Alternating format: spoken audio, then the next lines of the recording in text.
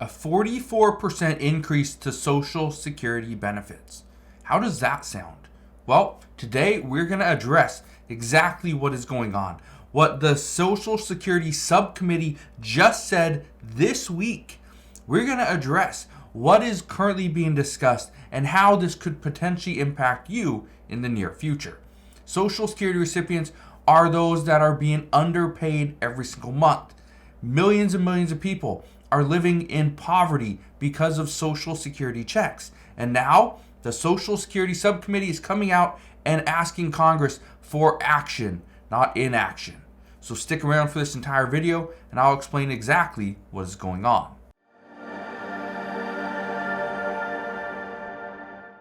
So if you think the American people are the only ones that are concerned about Social Security, you are wrong. Congress is also extremely concerned, but they're also concerned about their own inaction. I want to play you this clip.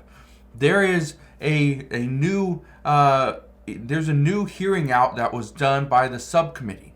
This hearing, it goes for like an hour and 40 minutes. I'm not going to play you the entire thing because you would likely be bored, but I want to show you a couple clips by Representative Pascal. Now, again, this is extremely important because this is addressing the problems with Social Security. So let's look at the video and then we will discuss it together.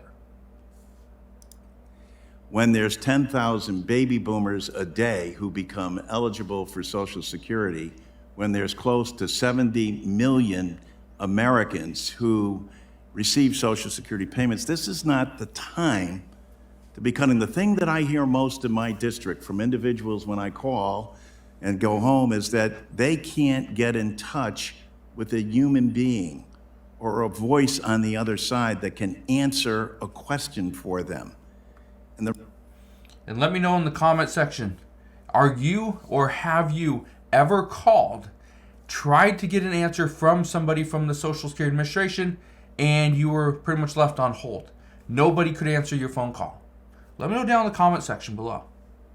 The reason they can't is because the agency has been cut and understaffed, something that people in Congress seem to be oblivious to. When we add that to the fact that Congress, whose responsibility it is to fund Social Security, hasn't enhanced the program in 52 years. 52 years. Has anything happened with inflation or in the economy in 52 years that would require the United States Congress to actually look at the benefits that people receive and adjust them? Think about that for a second. Nobody gets wealthy on Social Security.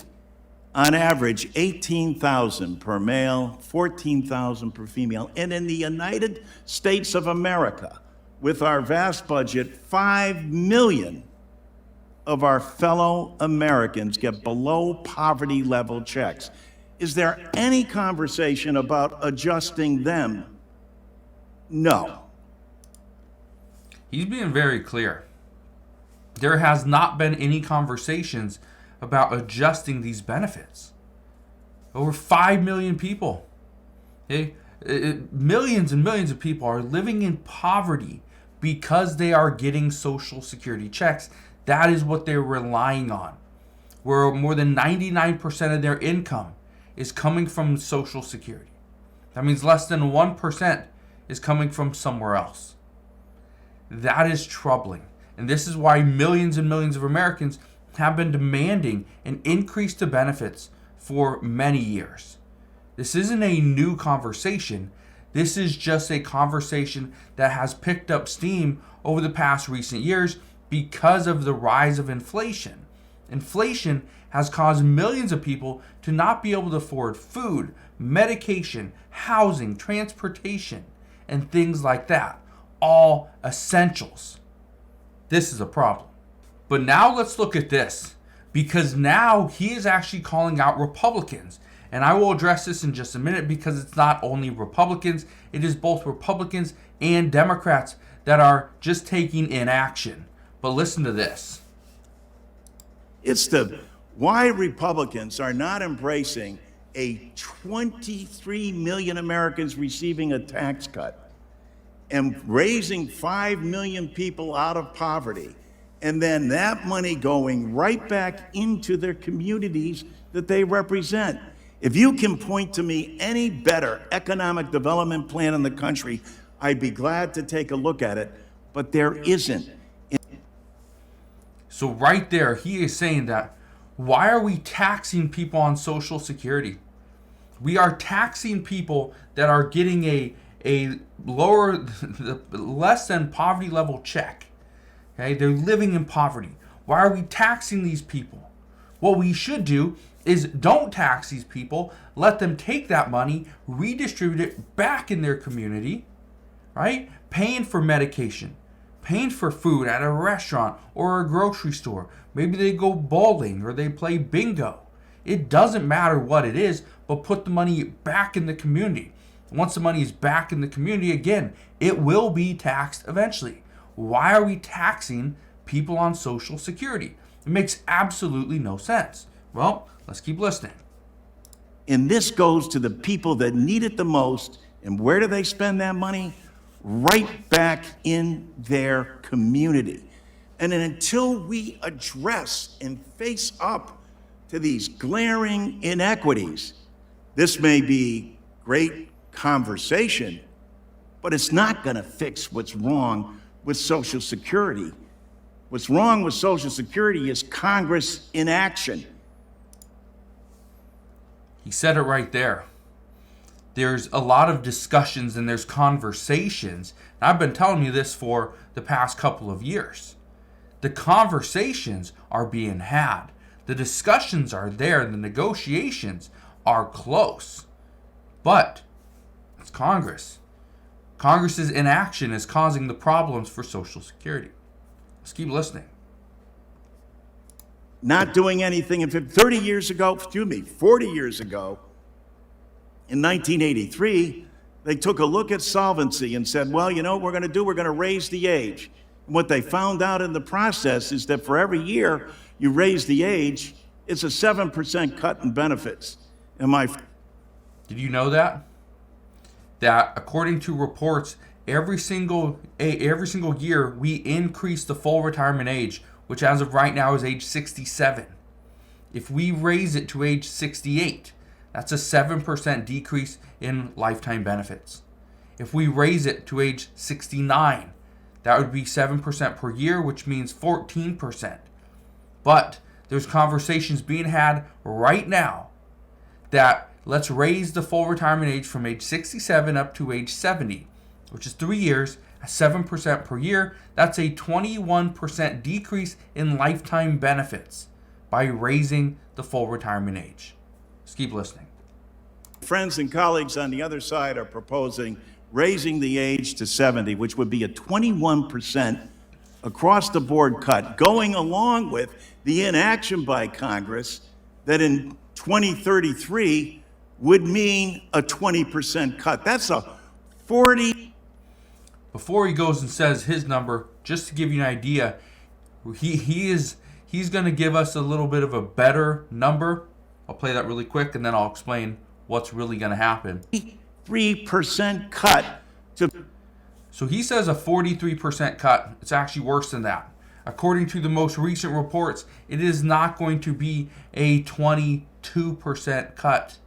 No, it will be a 23% cut. If Social Security becomes insolvent, okay, which means that they cannot pay out 100% of your benefits because they're only getting about 77% of the money that they pay out. That's what they're getting back in revenue. So they can only pay out what they have. At that point, that would mean a 23% cut. A 23% cut. And then in addition, if you add on 7% per year, which some are discussing 3 years, chances are it's likely going to be 2.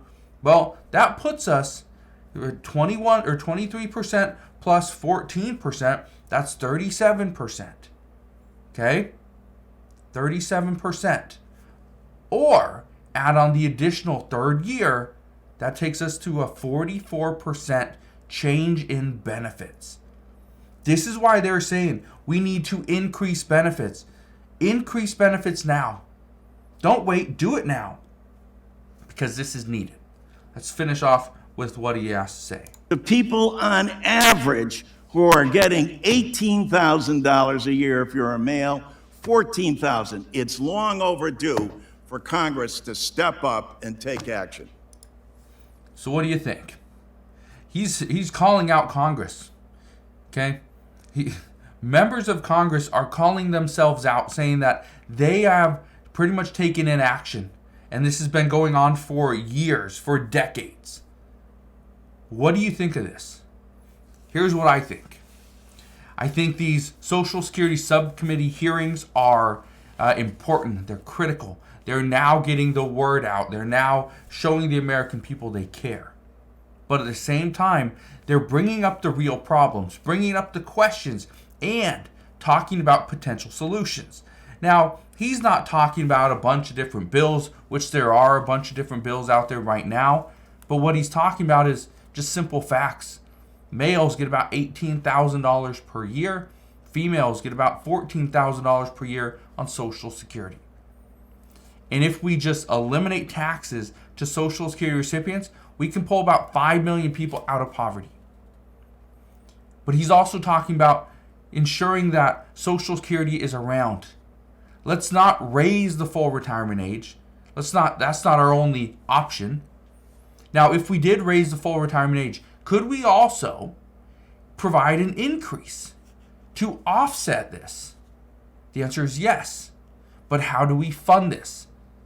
The most common solution here is to ensure that the wealthiest individuals, the largest corporations, pay their fair share in taxes. But again, this goes into question whether or not President Biden is going to step back on his word, where nobody making less than $400,000 per year will pay a penny more in taxes. Some say if we're going to tax the wealthiest individuals, we should also tax those that are making $300,000 to $400,000 per year. So that's where things are at right now.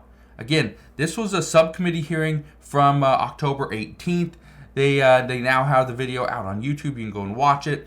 It's a 7-hour and 25-minute video. However, the subcommittee hearing is only about an hour and 40 minutes. So if you want to go and watch that, it's pretty informative. It's not very entertaining, so you might be bored, but it is something that you may be interested in. So if you have any questions whatsoever, please ask your questions down in the comment section below. But again, thank you guys for watching. Consider subscribing, and I'll see you guys on the next one.